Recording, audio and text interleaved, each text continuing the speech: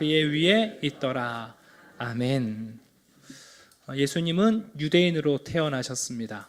그리고 예수님의 부모였던 마리아와 요셉은 경건한 유대인이었고, 그래서 율법에 따라 아이가 태어난 지 40일째 되던 해에 드디어 정결 예식을 행하기 위해서 예루살렘 성전으로 올라갑니다.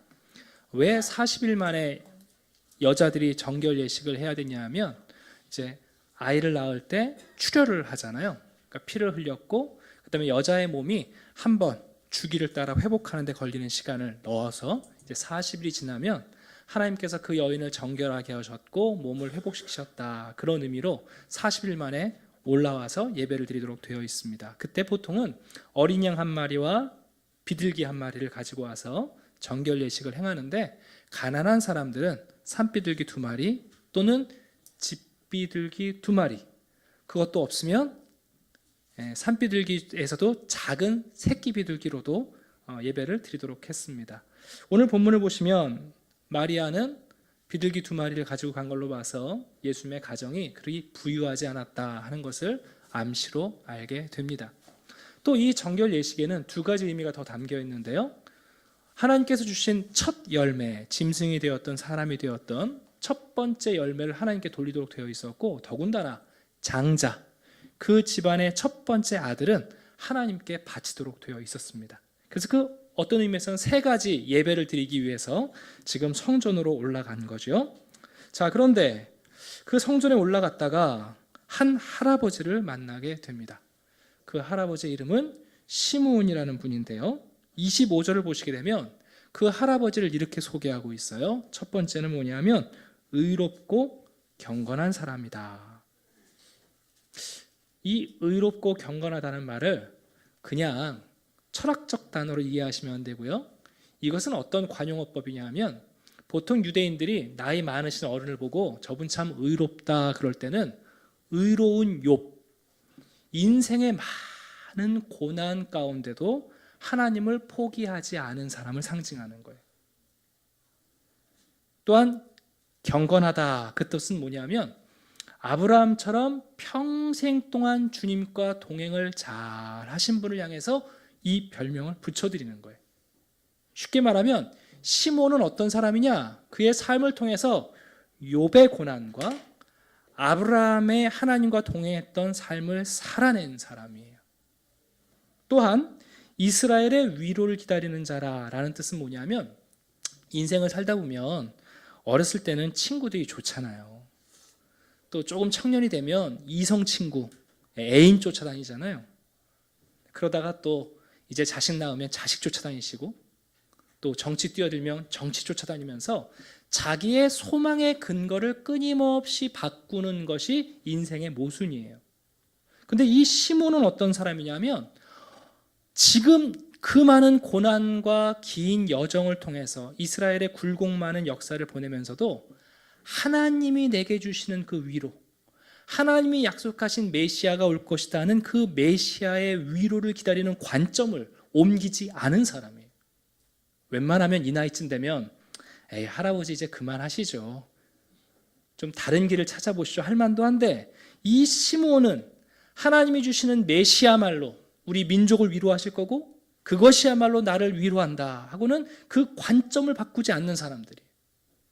자, 그리고 마지막 더 중요한 게 있어요. 그래서 그 수많은 고난 가운데 하나님과 동행하면서 하나님이 약속하신 메시아를 끊임없이 바라보다 보니까 그분의 경건과 영성이 개발돼서 성령의 음성을 듣는 자리까지 오른 일종의 장로예요.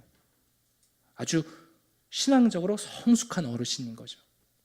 그래서 성령께서 이 시므온에게 무슨 약속을 주셨냐면, 이 시므온이라는 할아버지가 하나님이 주시는 구원자를 기다리고 또 기다리고 포기하지 않으니까 성령께서 알았다, 네가 죽기 전에는 네 눈으로 그 메시아를 보게 하겠다 하는 하나님의 음성을 들은 사람이에요. 여러분, 이 소식이 좋은 소식이에요? 아니면 안 좋은 소식이에요? 아니, 조금 더 생각하고 대답하셔야 되는데. 그러니까 성령께서 네가 그렇게 기다리는 메시아를 보고서야 너 죽게 하겠다 그러셨다고요. 그러면 메시아를 보는 것 자체는 좋은데 보고 나면 어떻게 돼요? 꼴까닥하는 거예요. 자, 그러면 메시아를 보는 게 좋은 거예요? 아니면 안 봐도 좋은 거예요?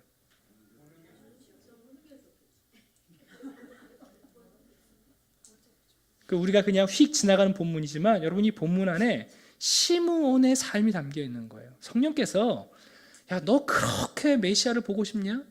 너 그렇게 하나님의 위로를 네가 보고 싶고 경험하고 싶냐? 알았다. 그러면 보고 너 죽도록 해줄게. 죽기 전에 내가 보게 해줄게. 그러니까 시므온이 여러분 그것을 바라보고 있는 거예요.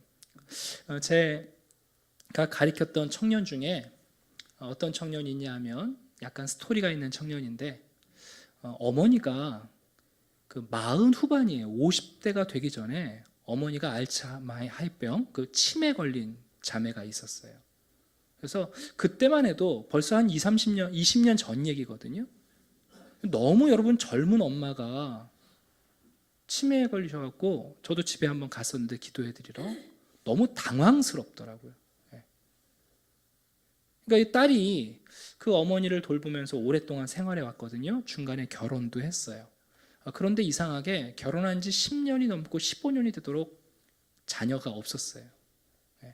그래서 그 집안을 생각할 때마다 두 가지 숙제가 있었죠.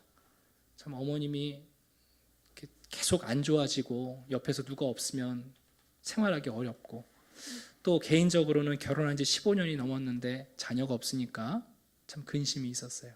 이제 그러다가 어머님이 돌아가셨다는 소식을 듣고 제가 장례식장에 갔었거든요. 근데 갔더니 배가 이렇게 불러 있더라고요. 그래서 조문을 하고 식사를 하는데 그 녀석이 그런 얘기를 하는 거예요. 목사님, 얘가 안 생겼으면 엄마가 안 돌아가셨을까요? 제가 왜 이 얘기를 해드리냐면 여러분 시므온에게 지금 구세주를 기다린다는 것은 아주 묘한 하나님의 메시지예요. 인생의 수많은 고난과 굴곡 가운데 그래도 하나님을 포기하지 않고 하나님이 내게 소망이 되어 주실 것이다. 구세주를 보내주실 것이다. 이 굴곡 많은 이 이스라엘의 역사가 하나님이 주시는 선물로 말미암아 바뀔 것이다. 5죽이나 기다리면 하나님께서 알았다. 죽기 전에 내가 너 보게 해줄게. 그 얘기는 뭐냐면 그 아기를 보는 순간 시므온에게는 이 땅의 삶을 멈춰야 되는 순간인 거예요. 그러면 시므온이 여러분 좀 더 오래 살고 싶으니까 천천히 보겠습니다 그랬을까요? 아니에요. 시므온이 정말 보고 싶었던 거예요. 그런데 성령께서 이날 성령의 감동으로 예배당에 들어가게 하셨어요. 성전에 마리아와 요셉이 아기 예수를 안고 가는데 성령께서 보게 하시고 깨닫게 하시는 거죠. 여러분 그 순간 이 시므온이라는 욥 플러스 아브라함이었던 이분이 먼저 자기 자신을 향한 일종의 회한과 감탄을 쏟아냅니다. 29절입니다. 주제여 하나님이여 말씀하신 대로 종을 평안히 놓아주시는도다. 이 뜻이 무슨 뜻인지 아시겠죠? 이제 내가 이 아기를 받고 내가 이 땅에서 나의 할 일을 다 했고 내가 그토록 바라던 하나님의 구원을 내가 봅니다. 내 눈이 주의 구원을 보았사오니 이것은 나만을 위한 것이 아니에요. 사실 여러분 시므온은 그렇게 기다렸지만 이 아기를 보고 시므온은 잠시 후면 주님을 만날 거 아니에요? 이것은 나를 위한 것이 아니에요. 만민 앞에 예비하신 것이요. 이것은 단순히 이스라엘을 위한 구원자가 아니라 이방을 비추는 빛이 될 것이고 그래서 예수 그리스도를 통하여 이방이 빛을 보는 것이야말로 이스라엘의 존재 가치가 이스라엘의 영광이 될 것입니다 하고 고백하고 있는 거예요. 그리고는 성령께서 주신 그 영적 능력을 따라서 이 아이에 대한 일종의 예언을 해내기 시작해요. 여러분 어린 나이의 사람들은요 슬픈 일이 있으면 빨리 웃고 싶어 해요. 어려운 일이 있으면 빨리 어려운 일 지나가고 좋은 일을 만나길 원한다고요. 그런데 나이가 좀 드시면 시므온처럼 고난을 통해서 하나님과 동행한 사람들은요 기쁨 중에도 슬픔이 있고 슬픔 중에도 기쁨이 있다는 사실을 잊지 않는 경건의 수준에 도달해요. 그 구원자이신 아기 예수님을 보고 정말 감격하고 감사하지만 그 기쁨의 순간에 그 아이의 운명 가운데 담겨 있는 어두운 그림자를 말하는 것을 시므온이 거절하지 않아요. 그래서 그 다음에 나오는 얘기는요, 그 아이에 대한 축복인 것 같지만 또한 거기에는 축복의 메시지와 더불어 약간 어두운 회색 그림자가 있어요. 한번 볼까요? 34절입니다. 시몬이 그들에게 축복하고 그의 어머니 마리아에게 말하이르되 보라, 보라, 기억해라. 이 아이는 많은 사람들을 패하거나 흥하게 한다. 이게 시몬이 예수님에 대한 첫 번째 예언이에요. 하나님이 주신 이 예수 그리스도 때문에 많은 넘어지고 주저앉았던 사람들이 일어날 것이다. 그러나 또한 이 예수 때문에 걸림돌이 되어서 이 예수 때문에 넘어지는 사람들이 있을 것이다. 이 아이는 우리로 하여금 우리의 분기점을 만들어낼 것이다. 결국 내 안에 무엇이 담겨 있는가 하는 것을 이 아이가 드러내게 만들어서 쓰러진 자들을 일으키게 하기도 할 수 있고 또한 서 있는 사람들, 교만한 자들을 무너뜨리기도 할 것이다. 이 아이는 비방을 받는 표적이 되기 위하여 세움을 받았다.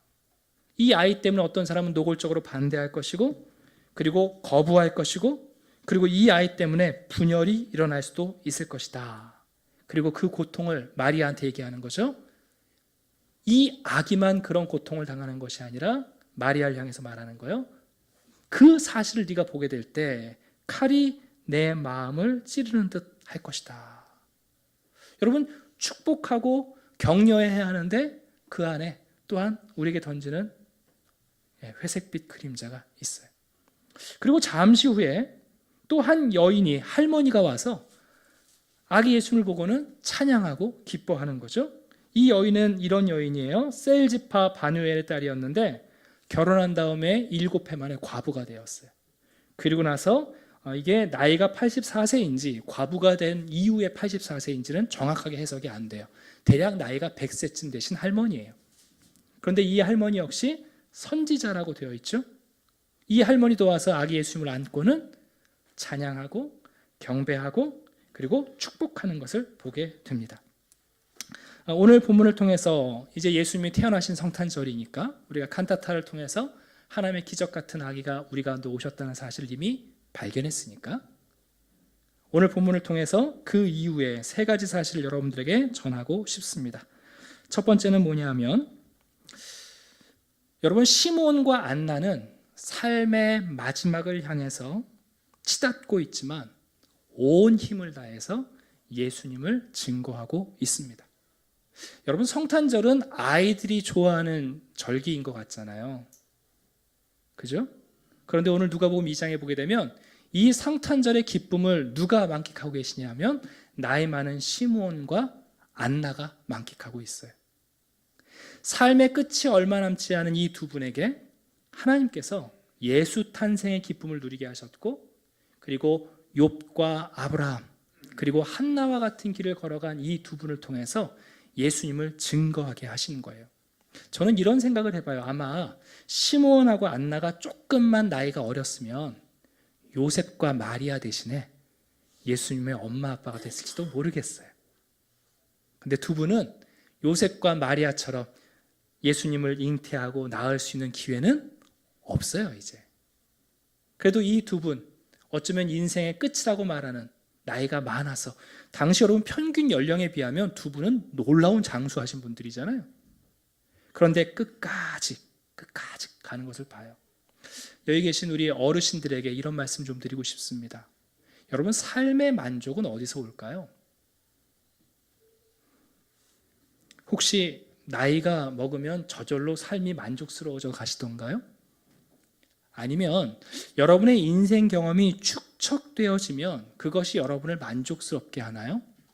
아니면 많은 인생의 경력이 우리로 하여금 우리들의 삶을 만족하게 하나요? 그렇지 않습니다. 시몬과 안나를 통하여 우리가 배울 수 있는 것은 뭐냐 하면 우리들의 삶의 만족은 하나님을 섬기는 일에 개방성을 가질 때 찾아옵니다. 난 이제 나이 먹었으니까 안 할래. 나 좀 있으면 주님 만날 거야. 그거 안 해. 그게 아니라 시몬과 안나처럼 하나님을 향하여 여러분 그 마음을 닫아두지 않고 열어놓는 거죠. 그 관점을 바꾸지 않는 거죠. 내가 평생 살았는데 예수 믿어봐야 별거 없더라. 그게 아니라 여전히 하나님을 향해서 마음을 열어놓고 하나님을 섬길 수 있는 개방성이 열려 있는 거예요. 이 시몬과 안나는. 그리고 더 나아가 그 하나님 주신 은혜를 나이가 많지만 사람들에게 전하고 알리고 자신의 이름으로 자신의 손으로 품으로 이 예수를 안고 사람들에게 전하는 일을 앞장서는 것. 그게 여러분 시몬과 안나가 노년에 만난 참된 만족감이에요. 저는 오늘 이제 우리 주일학교 아이들이 예배를 따로 드리지 않습니까? 성탄절이 되면 아이들은 뜻도 의미도 없이 기뻐하고 좋아해요. 그러나 이제 우리 어른들이 되면 신앙의 10년, 20년, 성탄절을 한 30번쯤 경험하고 나면 우리는 성탄절이 그저 선물 받고 눈 내리고 조명이 밝은 그저 밝은 행사의 날이 아니라는 것을 알게 돼요. 우리도 시몬과 안나처럼 지난 인생에 많은 고난을 경험했고 그래도 아브라함처럼 그 여정을 멈추지 않고 여기까지 왔고 아직까지 하나님께서 소원을 들어주지 않았지만 하나님이 나의 구주이시고 소원이라는 사실을 관점을 옮기지 않고 그리고 안나처럼 교회에서 30년, 40년을 섬기면서 그 예수님을 이제 보기를 원하며 주님을 향해서 걸어가고 있지 않습니까? 그 여러분 신앙의 개방성이야말로 아직도 내가 하나님에게 열려있다는 것이야말로 성탄절에 우리가 시몬과 안나에게 배우는 참된 삶의 만족감이에요. 어린아이들과 같은 성탄의 들뜬 감정은 이제 우리에게 없을 수 있어요. 그러나 시몬과 안나가 누렸던 여러분 이 간절한 소망, 이제 내가 주님을 봅니다. 내 눈이 주의 구원을 봅니다. 이 감격이 여러분 우리에게 남겨져 있는 거예요. 여러분에게 남겨드린 책 중에 제가 박목월 선생님의 시를 하나 담아놨는데요. 12쪽입니다. 제가 참 좋아하는 시예요. 성탄절이 되면 꼭 한번 읽고 음미하는 시인데 제가 읽어드릴게요. 이른 새벽에 일어나 내외가 돋보기를 서로 빌려가며 성경을 읽었다. 눈이 오고 있었다. 예수 그리스도의 나심은 이러하니라. 마태복음 1장, 2장. 읽을수록 그 신비, 그 은총 너무나 감사해요. 아멘.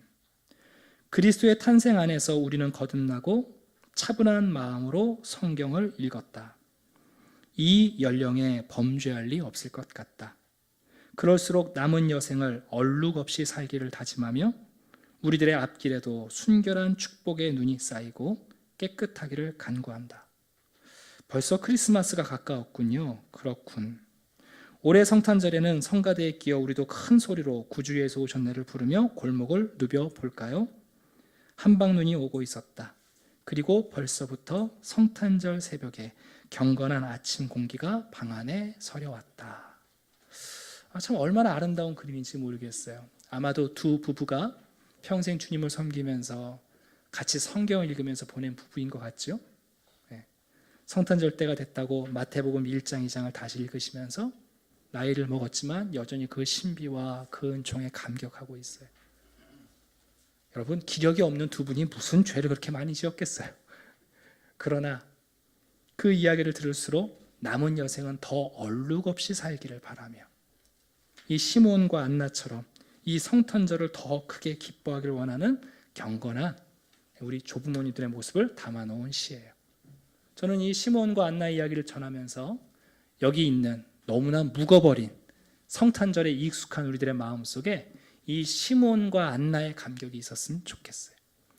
한 가지 더 드리고 싶은 것은 뭐냐 하면 여러분 예수님은요 지금도 오늘 시몬이 예언한 것처럼 주저앉은 우리를요 일으키시는 우리의 구원자세요.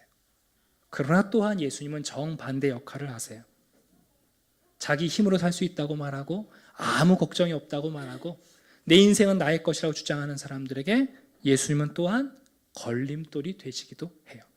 그래서 베드로 사도가 뭐라고 그랬냐면 이 요긴한 돌, 이 보배로운 돌을 머릿돌로 삼으셨는데 어떤 사람들에게는 이 작은, 이 큰 돌이 삶의 기초석이 되겠지만 어떤 사람들에게는 걸림돌이 된다 하고 우리에게 경고하기도 했어요. 그리고 마지막 한 가지만 더 전하려고 하는데요. 여러분, 이스라엘의 위로를 그대로했던 시므온, 예수 그리스도는 단순히 이스라엘의 위로가 아니시죠. 바로 우리들의 위로이시고 나의 위로이십니다. 시므온은 그 예수 그리스도를 만나고 나서야 삶의 평화를 누리기 시작합니다. 얼마나 많은 인생의 우여곡절이 있었겠어요? 근데 예수 그리스도를 보는 순간 과거의 그 수많은 우여곡절이 여러분 희미해지는 거예요. 예수 그리스도를 만나기 전에는 자기 과거에 화려했던 이야기들, 자기의 굴곡 많았던 이야기들이 자기의 무용담이었는데 예수 그리스도를 만나는 순간 아쉬웠던 과거의 사건들, 나의 처절한 실패의 사건들, 부끄러웠던 사건들이 전부 다 조용히 지워지고 있는 거예요. 예수 그리스도 앞에 서는 순간 내 인생에 있던 수많은 풍파들이 여러분 잠잠해지는 거예요. 예수가 구원자가 되신다는 사실은 뭐냐면 그분 앞에 서는 순간 참된 평화가 우리를 찾아오는 거죠. 그래서 우리는 지금도 이 시므온과 안나처럼 예수님을 섬김으로 다른 사람들이 예수님을 볼 수 있는 기회를 부여합니다. 오늘 이 누가복음 우리가 1장, 2장을 꽤 오랫동안 살펴보았죠. 제가 설교 계획을 짤 때 오늘 이 본문을 보려고 누가복음 강의를 맞춰서 시작을 했거든요. 1장과 2장을 여러분 한번 돌이켜 보시겠어요? 예수님이 나실 때 어떤 사람들이 예수님의 탄생의 역할을 맡았는지. 제사장이었던 사가랴, 이제 약혼한 어린 마리아, 약혼자가 임신했다는 소식을 얻던 젊은 남자 요셉, 들에서 양을 치던 목자들, 그리고 이제는 나이가 많아서 삶의 끝에 치달은 시므온과 안나. 여러분, 예수님의 탄생이 우리 모든 사람들에게 예외가 없이 모든 사람들을 위하여, 그리고 우리 모두가 예수의 탄생의 증인이 될 수 있다는 사실을 누가는 우리에게 보여주고 싶었던 거예요. 그래서 적재적소에 그 모든 사람들을 불러서 예수님의 탄생의 증인으로, 예수님의 탄생의 목격자로, 그리고 그분의 구원이 유효한 사람들로 우리 모두를 초대하고 있습니다. 오늘 이 귀한 성탄절날 예배 오신 여러분들에게 조금 낯선 시므온과 안나의 이야기를 전해드렸습니다. 성탄절이 되면 이 두 분의 이야기가 가끔 묻혀서 지나갈 때가 많아요. 그러나 여러분, 오늘 여러분 이 두 분의 삶의 여정을 꼭 기억하셨으면 좋겠습니다. 그리고 오늘 이 성탄절에 여러분들도 여러분의 눈으로 구원자를 보시고 그 구원자로 인하여 여러분의 삶에 참된 평화가, 그리고 그분 때문에 이 성탄절을 기점으로 해서 우리를 일으키시고 회복하시는 능력이 여러분을 찾아오시기를 주님의 이름으로 축원합니다. 기도하겠습니다.